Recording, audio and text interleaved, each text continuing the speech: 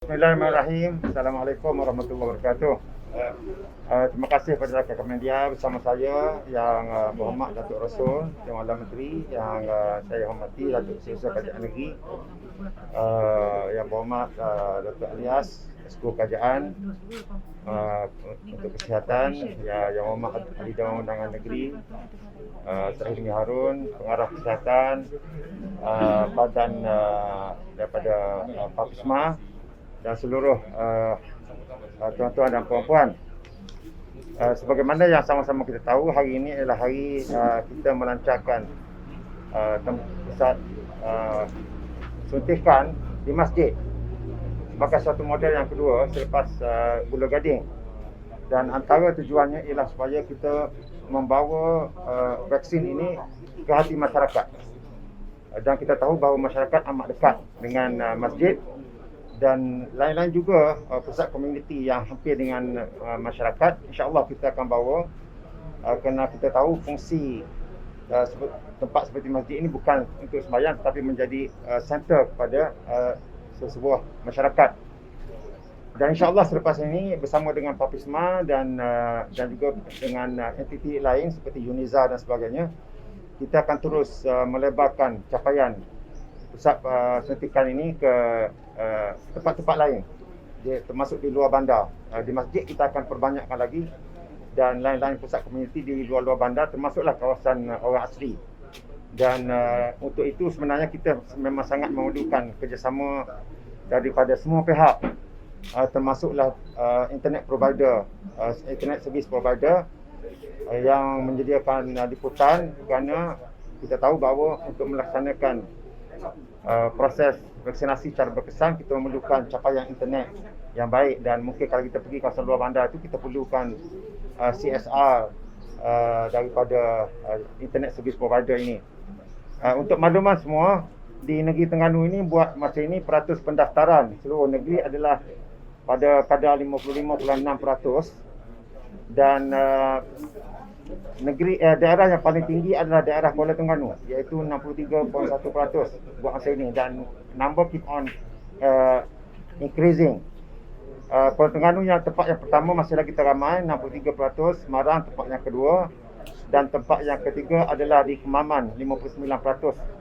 Dan daerah yang masih lagi yang paling rendah buat masa ini, dan kita minta sangat pada rakan-rakan, pada anak beranak, pada ahli keluarga kita yang berada di daerah Besut, sila daftarlah, jangan buat susah. Awak-awak kita ni daftar, tolong. Di mana Besut adalah masih lagi pada 45%.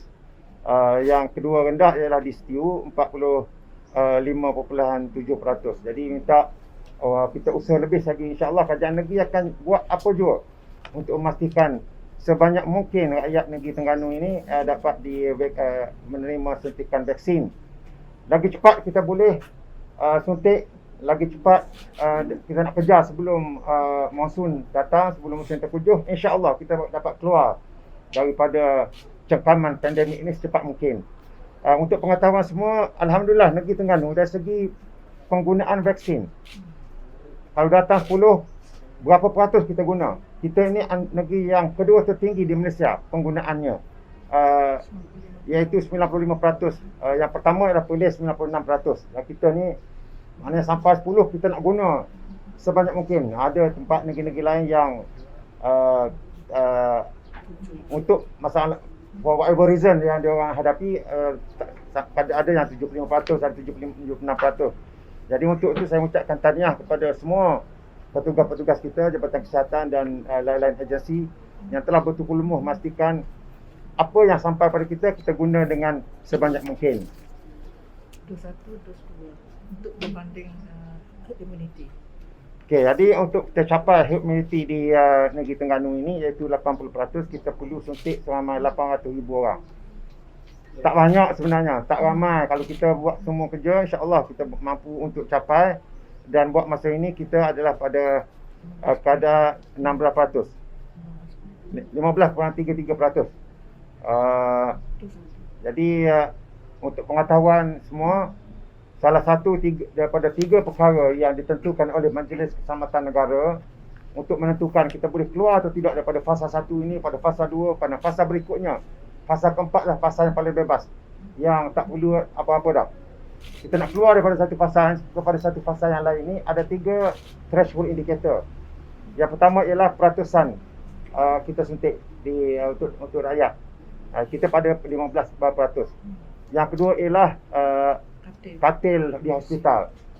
Penggunaan katil hospital. Bukan paling banyak guna, paling bagus. Paling kurang guna ialah paling bagus.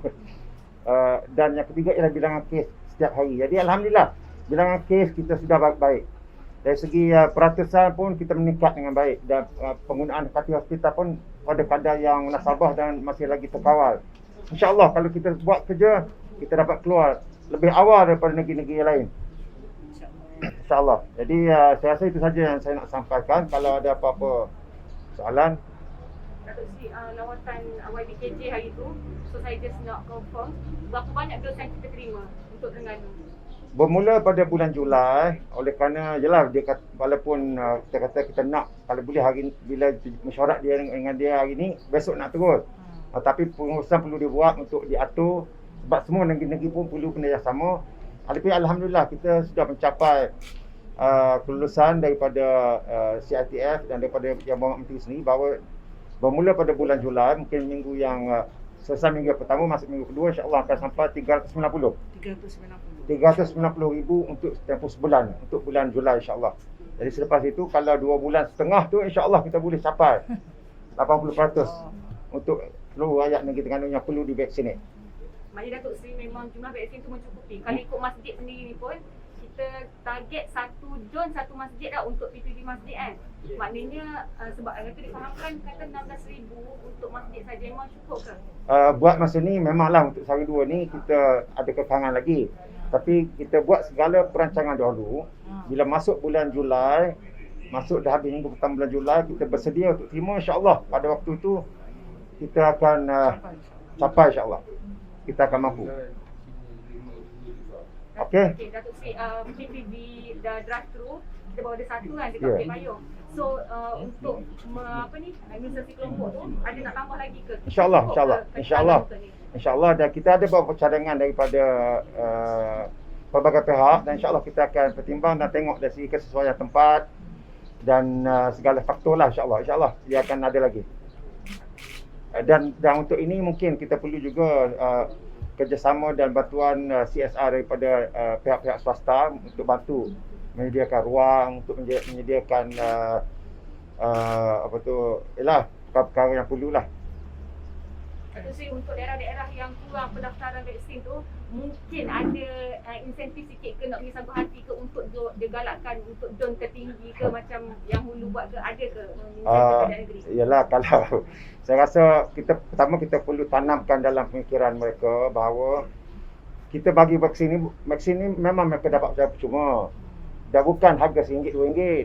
Jadi kalau siapa yang mampu untuk bagi insentif itu pulang pada masing-masing lah. Tetapi kita nak tanam kepada rakyat bahawa pemberian vaksin ini sebenarnya lebih berharga daripada insentif kewangan. Jadi memang saya percaya kalau kita kata kita announce RM10, RM20 tu berebutlah datangnya, tapi bukan itu yang menjadi objektif utama je. Jadi kena masuklah kepada mereka, vaksin ini mereka perlu kerana nak mengelakkan daripada penularan COVID.